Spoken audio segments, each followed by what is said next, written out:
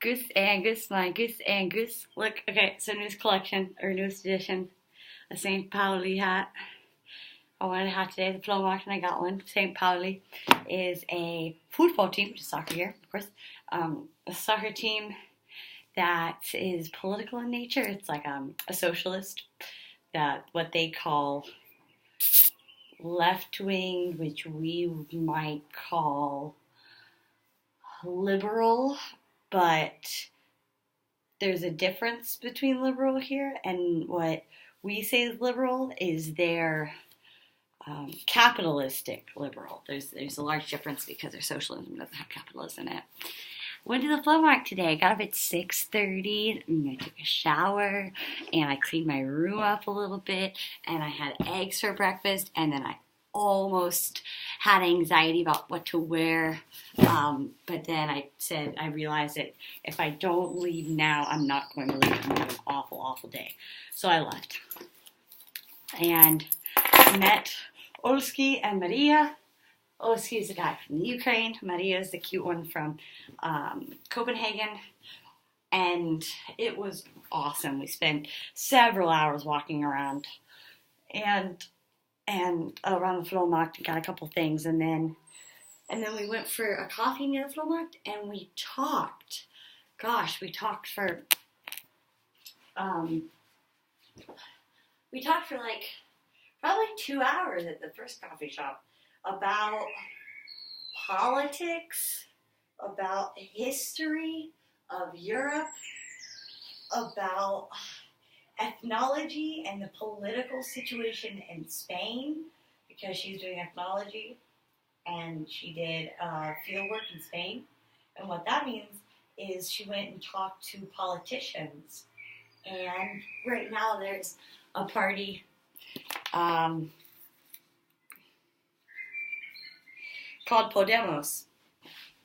So there was, back in the 30s or so, a civil war between essentially socialists versus conservatives, and what came out of that was the fascist leader Franco, and he ruled from 1939 to 1975, and he was it was totally a dictatorship. But then 1980, the democracy began, and so 79 they had a democratic constitution, but it was an easy change, and people believe that it was because nothing really changed except for kind of like a label, but nothing inside changed. And Podemos was, after they thought nothing changed, a bunch of mostly students occupied the streets, and they really thought about what they wanted to change. And I thought my toes because you're not here to do it. I gotta rub my own feet. Major bumps misses you. And they really thought about what they wanted changed, which I think is cool, because they didn't just say, we want change. They said, what do we want changed and how do we want it to be changed? And so that's actually still going on right now. They still exist. She started field work last year. And so that was an interesting conversation. And they kind of want to change the way the EU works. They want to make it a bottom-up rather than top-down. So they want the people to make decisions from the bottom, because the EU right now is kind of screwing over people.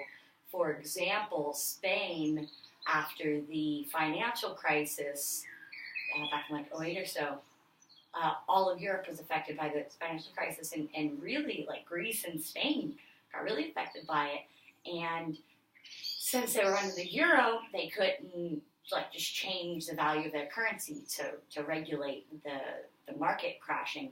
And so they ended up going into large debt to the EU. They borrowed money from the EU, which was mostly funded by like Germany and other smaller countries like Denmark. And so the EU wants their money back after they lent it to Spain. So they made Spain change a lot of their social rules, like how much people could get from things equivalent to like welfare and pensions. And now a lot of people are living socially poor in Spain because of this.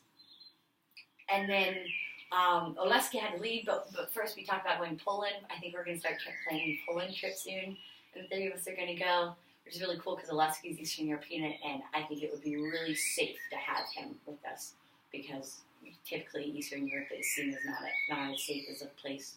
So that's really cool that we have a large Ukrainian guy coming with us, our bodyguard and friend. But he had to leave, and so it was just her and I. And it was really cool because we went and walked around, and then we left the Flohmarkt, and then just kind of meandered, and it was really cool because I went with the flow. Usually I have somewhere I want to go in mind, and so we're walking towards that place, and I feel like we kind of miss the obscure side of path things sometimes. And what happened was we were walking, and there was this arch and a path leading through some grass in a very kind of downtown area. I said, hey, want to go walk down there? And so we did. And she also can't hear out of her right ear, and I can't hear out of my left ear. And so she likes to be on the side, and I like to be on the side when we walk, so that works out really well. And we, as we were walking through this green, I saw two swings, and I said, hey, you want to swing? She said, yeah. So we went down and swung and hung out on swings for an hour, and we're, look at what Goose is. He wanted to be snuggly this morning, so I snuggled him up. He's like, I miss you, Mom. Mom, Goose. What do you want to be? Do you want to be Daddy? Daddy, or Mama? I like Mama. Mama. And we talked, and we talked about kind of our family situations, and I talked about a lot about you and us and our future plans. And she asked me how I knew I found the person I want to spend the rest of my life with. That's a really big thing to say. And I know your ego right now is going, what'd you say, what'd you say, what'd you say? But you already know all the things I said. You're my teammate, essentially, is what it comes down to. And then we needed to go pee and continue talking about, so something really interesting is when we went, after we went pee, we went to, we were going to go eat. And we were heading towards, fancy Spanish place to eat, and I said, do you like eating or do you like eating cheap? And she said, I like eating cheap. So we went to Aldi, and that was really nice. We just ate in this, a bottom floor of a building, and you could sit inside and eat. There's restaurants and bakeries and stuff. So we ate in there after going to Aldi, which was really nice. And that conversation, which lasted for over an hour, was about culture and what defines a culture and why it's so hard to define. And what it really comes down to, what does it mean? And it's really cool because she has so many examples of things. Her and Oleski both are so knowledgeable about European culture, I use that loosely, and politics and history. And so our culture, what it kind of came down to was culture. So the Kurds, for example, I like Kurdistan or something. The Kurds are part of northern Iraq and a couple of other countries. They've never really been a country, but they're an area, and they consider themselves a people, and they identify as Kurds. And so it's, what does it take to identify as something? And what it kind of fundamentally comes down to is language. That's how you can really distinguish somebody as being part of one culture or the next. And an example of that is when Germany and Denmark were fighting for what is now Germany. Actually, 500 years ago, before Germany was Germany, Denmark apparently is the oldest monarch in the world.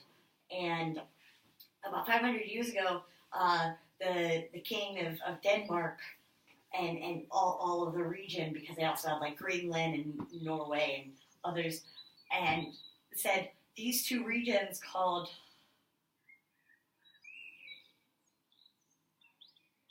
Schwarze und Holstein, and Schwarze und Holstein. And there are two regions, there's Bavaria and Hamburg is its own region, states. And now they're two states. But 500 years ago, they were part of the Denmark. And And only maybe like less than 50 years ago or so, they fought over this area again. And one of the ways they decided where the border was, apparently people came in from Denmark, and this is kind of like the birth of ethnology. Of Denmark, people came in from Germany, and they came to people's houses, and they tried deciding which culture these people were a part of by what they had most alike in their home. Like, yes, their fireplace is 4 meters from the bathroom, which is typical of a Danish style. Bizarre example, but that kind of idea. And then my question was about ideas. Like, so what are there any like ideals that people have that makes them a part of each other? And she said, well, what about America, for example? And the first thing I thought of was, well, the only thing that Americans have in common, that all Americans have in common, is the government. We all have to listen to the same government. But the ending of that conversation, and this is so cool, it's such a cool thing to bring out of it, I think. So my motivator for asking a lot of these things is whenever I go to a new place and I meet a new person, I ask them, I want to know what's culturally unique. I really hope this is still recording.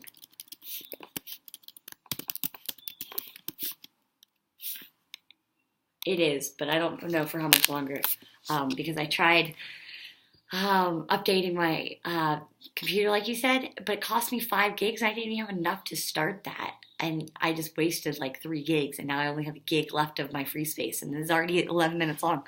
So I'm going to ramble this pretty quickly, and then I'm going to actually call you. Hi. I like to go places and ask people about their culture and what makes them a part of that culture, and it's a really hard question for people to answer. And I say, well, my example is like we have Thanksgiving. That's something that's culturally unique to America. What do you have that's different? And when she asked me, what do you... Well, I said, well, what I'm kind of looking for is, I'm from Florida. I know how to prepare for hurricanes, for example. And she said, there it is, though. You said you're from Florida, not from the U.S. And so it's regional differences. Like, she's from Denmark, but she's from Copenhagen. And she identifies with being from Copenhagen. And people in France might not identify with, or her example was Spain. She met a guy once from Spain, and she called him Spanish. But he was offended by that and said that he was from the name of the region because he was regional. Same thing in Italy. People in Italy really feel their region. They feel Sicilian. They don't feel Italian. And so I think that the question that I'm going to start asking people, this is a really cool thing I got out of it, was what is your regional knowledge, and how are you different than other people in the country, like from the South, if you're from the North, and how are like people in North France different from South France, for example. And so then I'm asking for differences that they would probably know about. They would give me more information that way too, because then I could learn a little bit more about the Southern and the Northern cultures. So really enlightening. And now, Goose, I've been out since 6 a.m. Now it's 6. Well, I've been up since 6:30, but now it's 6 o'clock p.m., 1800 hours. And I'm going to get ready to go out to a bar because she wants to go have a drink. And I think that's awesome for my social life. I'm having an awesome day, despite not being comfortable with what I'm wearing. It turns out how you look doesn't have to dictate how you feel. I love you a lot. And what? What? Okay, I said good day. I want to call you.